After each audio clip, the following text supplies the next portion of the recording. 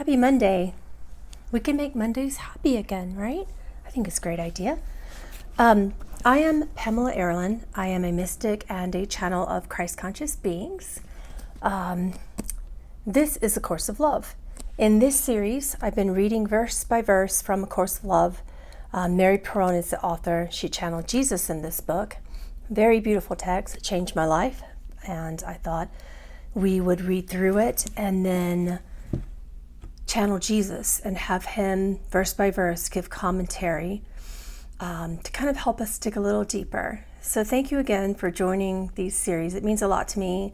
In any small way that this work can affect your life in a positive manner is just so beautiful, and I'm so grateful that you're here every day. If you want more of my channelings and teachings, please go to patreon.com/Pamela Aaralyn. Today, I am channeling, it was supposed to be a surprise, but it's Kuan Yin. Haven't done that in a long time. It was going to be a surprise, and yeah, we'll have fun with that today at 1 p.m. on my Patreon channel. And that'll be a trance channeling. Today's channelings are going to be just readings and then clear conscious channelings, which means my eyes have to be open because I have to read the text before I channel for you. Let's get started. We are on chapter 1, page 19, verse 1.12. It says, "The heart cares not where love comes from, only that it comes. This is useful to us in several ways. By this I do not mean that there are not particular objects of your affection. This is not the love of which we speak. The heart yearns for what is like itself. Thus, love yearns for love. To think of achieving love on one's own is ludicrous. This is why love is your greatest teacher. To yearn for what is like yourself is to yearn for your Creator, and when perception is healed, to create like your Creator. This yearning exists naturally within you and cannot be diminished or satiated." He holds up his hand every time he wants to stop us. So he did that again, and let's listen for a bit.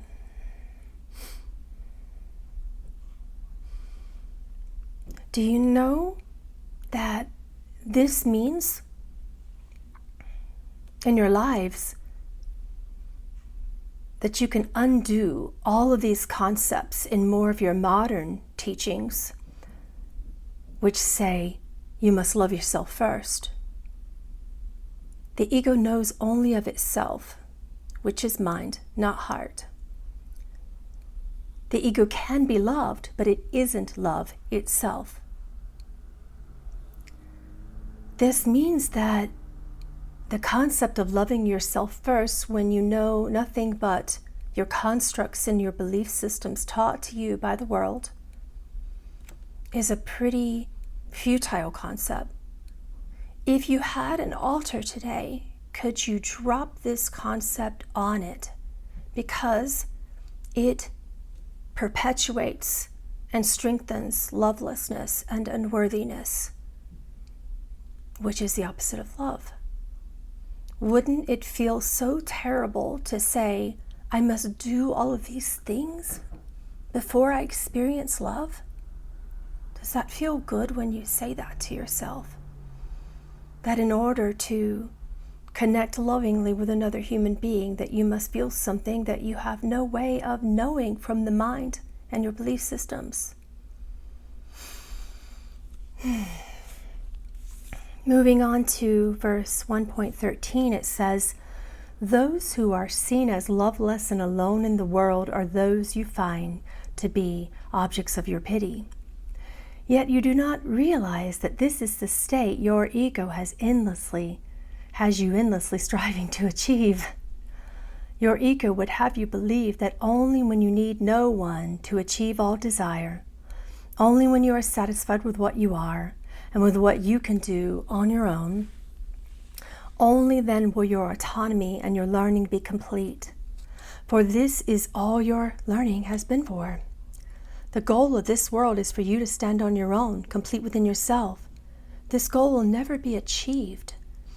And only when you give up trying to reach it can you begin to learn anything of value.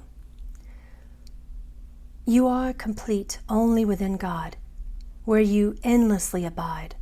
Striving to be that which you can never be is the hell you have created.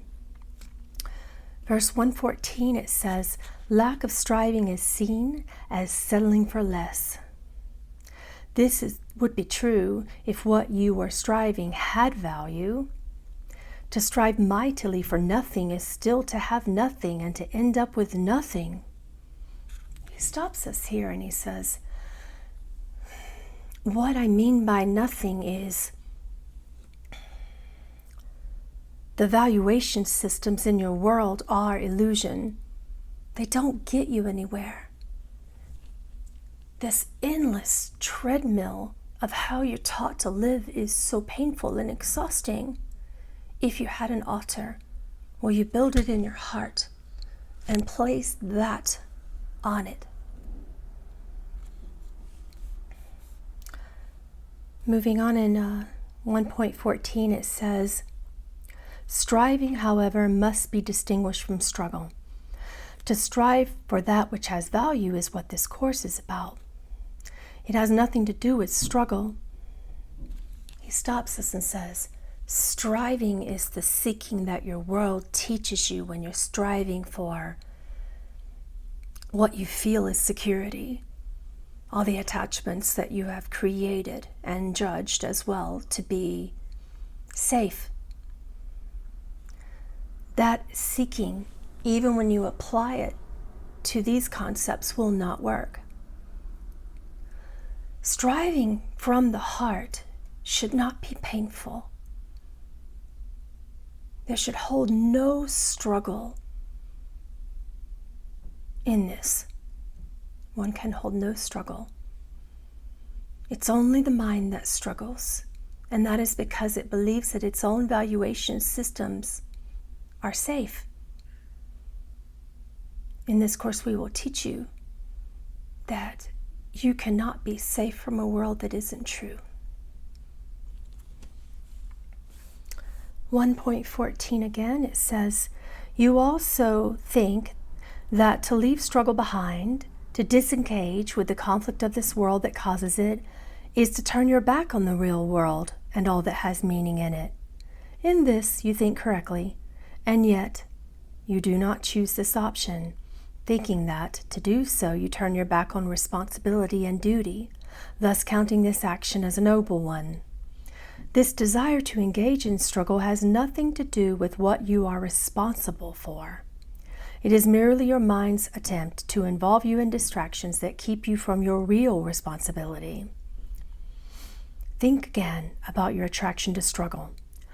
It is your attraction to the game, a game you hope to win, another chance to show your stamina and your strength, your quick wits and your cunning mind.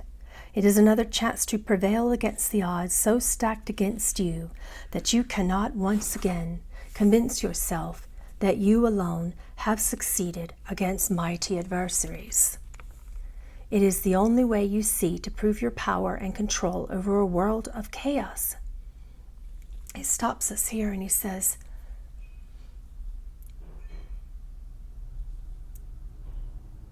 in the laws of a dualistic world, a world which is by default untrue, you can't heal chaos. You can only return to the love that you are. That will not include struggle or pain or strife. Only those who allow themselves to, who allow their minds to convince them that struggle should be, will create just that. You, in and of yourself, mind, body, when you believe that that is what you are, cannot control, change, or heal the world. Your mind will cause great resistance to this truth. It goes against all that you have been taught. But is all that you have been taught truly working for you? Do you feel the love that you are? If you did, this concept would no longer be utilized.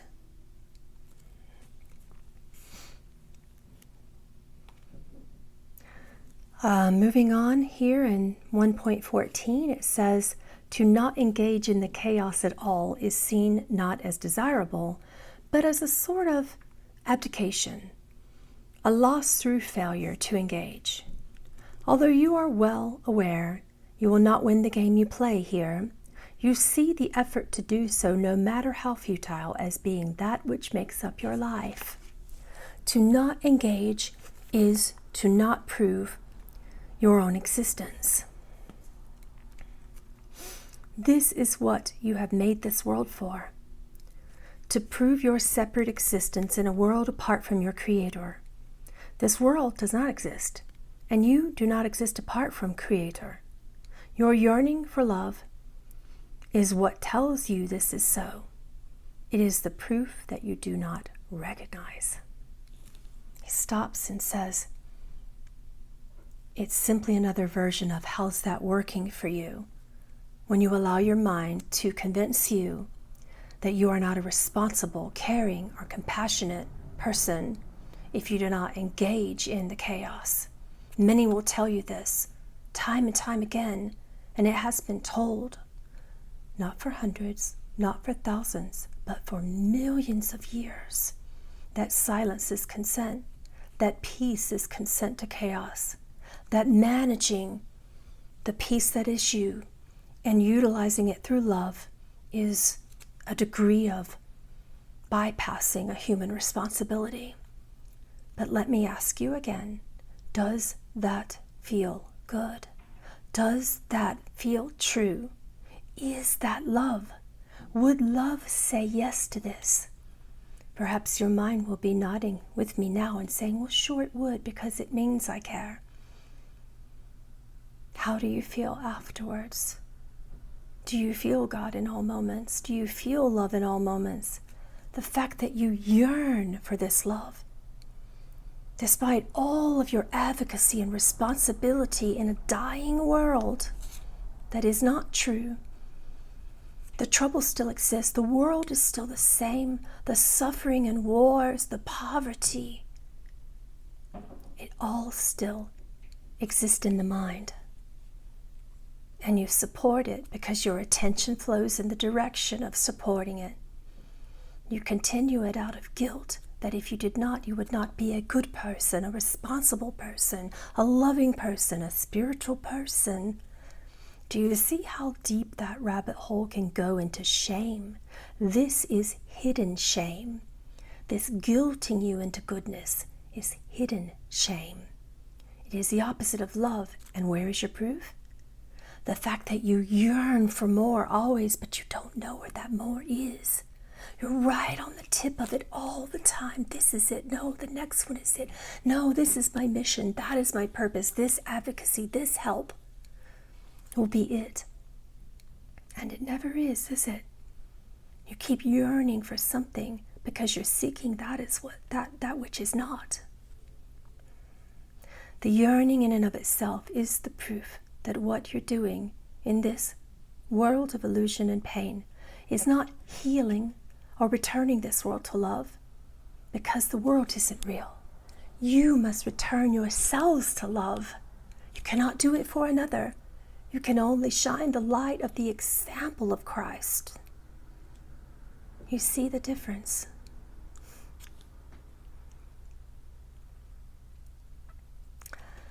Ah, 1.15 says,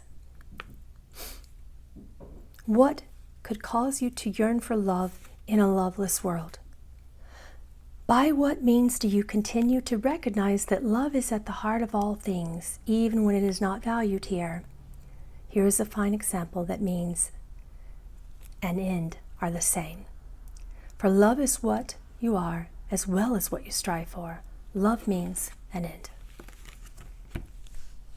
I love you.